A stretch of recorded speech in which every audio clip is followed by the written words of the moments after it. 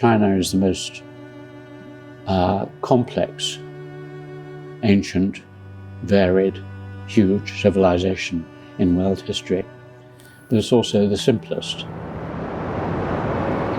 Distinguished anthropologist and historian, Professor Alan Macfarlane is Emeritus Professor of Anthropological Science at the University of Cambridge, Fellow of King's College and of the British Academy. Also present is Sarah Harrison, an established historian and archivist. In this conversation, Professor Macfarlane reflects on their decades-long engagement with China, his views on individualist and relational civilizations, the impact of artificial intelligence, and what we should do to sustain human creativity and agency.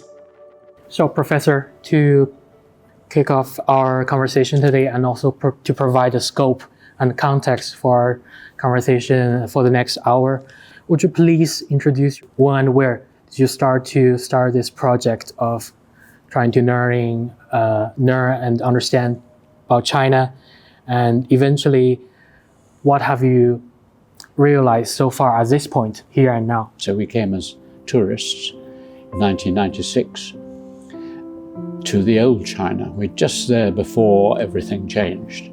So it was still blue suits and bicycles and shops with very little in them, and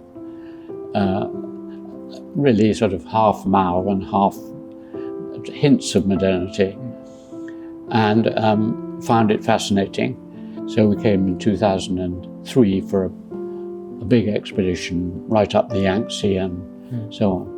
And then 2004, 5, 6, 7, 8. This is our 20th visit. So we came almost every year from 2002, just not in COVID. And it's completely changed everything I think about. So the answer, very simply, is that China is the most complex, ancient, varied, huge civilization in world history, but it's also the simplest. When you talk about the English individualism, like you said, you also emphasize heavily on the romantic love, on friendship, and also you think the relational way of Chinese society can also somehow compensate the individualism, the loneliness. But can you explore further, like how would these two ways, these two civilizations, can emerge and perhaps address the current issues? China is a structural civilization where meaning lies in the relation. So, for example, in Chinese art, the meaning of a little pine tree on a mountain doesn't lie in the picture of a little. It's a pointing to the symbolism of a tree in that position in Tang poetry or in Buddhist philosophy or whatever. So everything is pointing. It's a symbolic, structural, relational civilization, whereas we have an individualistic, realistic after-day. China has absorbed in a miraculous, extraordinary way a huge amount of Western thought, institutions, law, economy, science. I mean, Max Weber, well, he may be right. He said if China ever embraces science, it will no longer be China. Some element of truth in that, but it has embraced our legal systems, our private property, our educational systems, everything. So China has learned very, very fast, very smoothly how to absorb, but it hasn't lost, I don't think, its identity, fortunately, because it's kept its language and it's kept its philosophies and it's kept its social structures to a reasonable degree. When you ask what have we in the West learned from China, we haven't learned. Now, whether that means we can't learn, we're too stupid to learn, or we're too fossilized or rigid to learn, or whether there are features in our social structure which makes it impossible. You see, China, you could put it another way. I've got very interested in the distinction between two philosophical systems. The West is based on binary concepts, either or. China is based on quantum philosophies, both and, which is why China is much far ahead in quantum theory and in quantum computing. So we have, from Aristotle onwards, have the concept of the excluded middle. In other words, you can't have anything in between. So as when Trump or people say, you're for us or against us, and people say, like India, we don't want to be either for you or against you. He said, no, you've got to choose. You're for the enemy or for us. Everything in our lives, our legal system, our political system, our economic system is based on zero-sum games and confrontation and so on. So if you look at the current legal system in China, it has elements, very strong elements of the West, but it's also got some Chineseness. If you look at the way ordinary Chinese live their lives, they're very rational and pragmatic, and they look on the surface quite Western. But once you dig a bit deeper and you look at the thought processes and you look at the rituals they're performing, you know, the sweeping of the tombs or the little ancestor shrines and Butsudan, as they are called in Japan, they're still, and you can see it in actually very well put. Any conversation in China I have with anyone for more than 10 minutes, and they start talking about Confucius. Oh. You haven't yet, but... You started. In other words, the time of Lao Tse and Confucius and Mencius, the Tang poets, is still alive. Time in China is not serial. We still live with the first Qing emperor, the Zhao dynasty or whatever. The Chinese world is still ancient and new. I'm hoping that China will teach the West some very important things. Above all, sort of hinted at in Chairman Xi governance pronouncements and ideas of, the Shanghai Cooperation Organization and the Belt and Road and all these sorts of initiatives, basically how to live with other civilizations. Because with our binary thinking, we either had to conquer or be conquered. And America has to be either first or it's dead.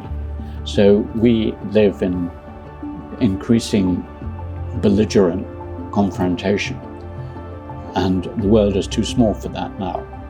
And therefore, unless we learn from the Chinese as to how, for the last 1,000 years, they have led surrounded by potentially warlike invaders or people they could conquer.